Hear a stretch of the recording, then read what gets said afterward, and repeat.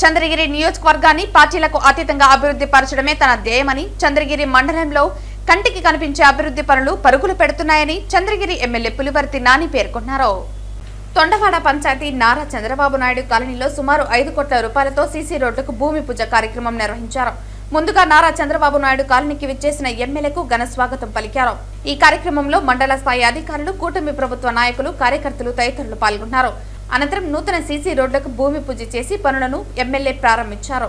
కూటమి ప్రభుత్వం అధికారంలోకి వచ్చిన వెంటనే తొండవాడ ఎన్టీఆర్ హౌసింగ్ కాలనీలో సుమారు 200 కోట్ల రూపాయలతో అభివృద్ధి చేయడం జరిగిందని తెలిపారు. ఎన్టీఆర్ కాలనీలో ఏ విధంగా అభివృద్ధి చేశామో అదేవిధంగా నారా చంద్రబాబు నాయుడు కాలనీని కూడా అభివృద్ధి చేస్తామని ఎమ్మెల్యే ప్రజలకు తెలిపారు. ఈ కార్యక్రమంలో జిల్లా, మండల స్థాయి అధికారులు, కూటమి ప్రభుత్వ నాయకులు, కార్యకర్తలు, ప్రజలు తదితరులు పాల్గొన్నారు.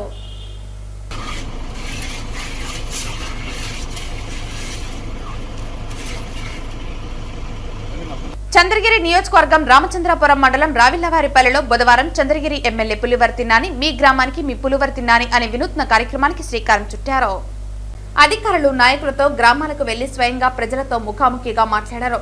ప్రజలతో ముఖాముఖి మాట్లాడి సమస్యలను నమోదు చేసుకున్నారు. ప్రజలు తెలిపిన సమస్యలను 1 సంవత్సరంలోపు 90% వరకు పరిష్కరిస్తామన్నారు.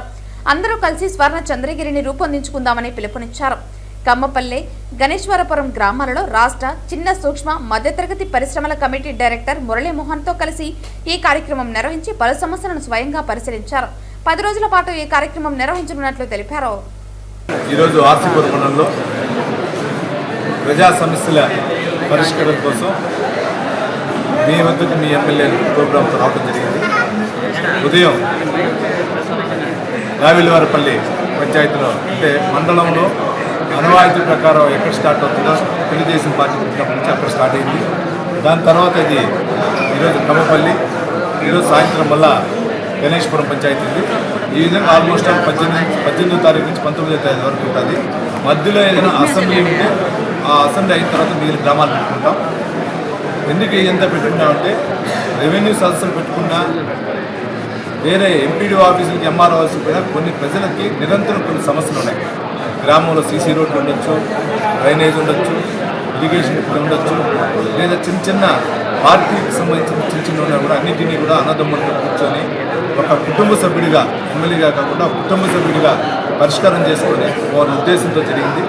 ఇక్కడ వచ్చిన సమస్యలన్నీ కూడా రాసుకొని మా కార్యాలయం దాన్ని అన్ని ఫిట్ చేసుకొని, అదేవిధంగా వచ్చిన అర్జీలు కూడా మేము తీసుకొని స్కాన్ చేసుకొని సర్టన్ డిపార్ట్మెంట్కి పంపించి ఈ ఏదైతే సమస్యకు పరిష్కారం అవుతుందో ఎంత తొందరగా అంత తొందరగా పరిష్కారం అయ్యే విధంగా తీసుకొని అయిన వెంటనే ఎవరైతే అర్జీదారు ఉన్నాడో అర్జీదారులు కూడా మీ సమస్య పరిష్కారం అయింది కూడా లెటర్ పంపడం జరుగుతూ ఉంది. ఇది కాకుండా ఇక్కడ ఈరోజు ఇచ్చినటువంటి గ్రామంలో రోడ్లు కానీ, కమ్యూనిటీ హాల్ కానీ, ఆర్ఓ ప్లాంట్స్ కానీ, లేదంటే వాటర్ ట్యాంకులు కానీ ఇవన్నిటి కూడా మినిమం 1 yearలో కంప్లీట్ చేసే విధంగా కూడా ఒక ప్రణాళిక చేసుకున్నాం. ఆ ప్రణాళిక ప్రకారం వెళ్తున్నాం. ఆల్రెడీ మన పెద్దాయన చంద్రబాబు నాయుడు గారు కానీ, డిప్యూటీ సీఎం పవన్ కళ్యాణ్ గారు కానీ, ఐటీ శాఖ మంత్రి నారా లోకేష్ గారు కానీ మాకు స్వర్ణ చంద్రగిరి కింద కూడా చేస్తున్నారు. స్వర్ణ చంద్రగిరి కింద ఆల్రెడీ స్వర్ణ చంద్రగిరి మనం స్టార్ట్ అయింది. నెక్స్ట్ ఇయర్కి అంతా ఇది కంప్లీట్ చేసి నియోజకవర్గం మొత్తం కూడా చేసే బాధ్యత ఉంది. కాబట్టి ఈ లోపల మిగిలిన ఎన్ని సమస్యలు తన్ని సమస్యలు కూడా పరిష్కరించి కూడా నేను వెళ్తాను సభను తెలియజేసుకుంటూ, ఎవరైనా చంద్రగిరి నియోజకవర్గంలో పార్టీలు అతీతంగా డెవలప్మెంట్ విధానం తెలుతున్నా, శాంతి భద్రతలు ఉండాలని ఉద్దేశం తెలుతున్నాం. ఇక్కడ గంజాయి లేకుండా, మద్యము బానిసలు కాకుండా చూడాలని ఉద్దేశం వెళ్తున్నాం. దీనన్నిటిని కూడా ప్రజలకి వివరిస్తూ ముందుకు పోతున్నాం. ప్రభుత్వానికి సంబంధించినటువంటి ఇచ్చినటువంటి సూపర్ 6 పథకాలను కూడా, ప్రభుత్వంలో వచ్చినటువంటి పథకాలన్నింటినీ కూడా ప్రజలకు వివరిస్తూ నిన్నటి నుంచి ఏదైతే రీసర్వే ద్వారా పాస్బుక్ ఇచ్చామో ఆ పాస్బుక్ల వల్ల ఎంత లాభం ఉందో కూడా ఫ్రంట్ పేజీలో ఏమొస్తుంది, సెకండ్ పేజీలో ఏమొస్తుంది, 4th పేజీలో ఏమొస్తుంది కూడా వివరణిస్తూ కూడా ప్రజలకు తెలియజేయడం జరుగుతుంది.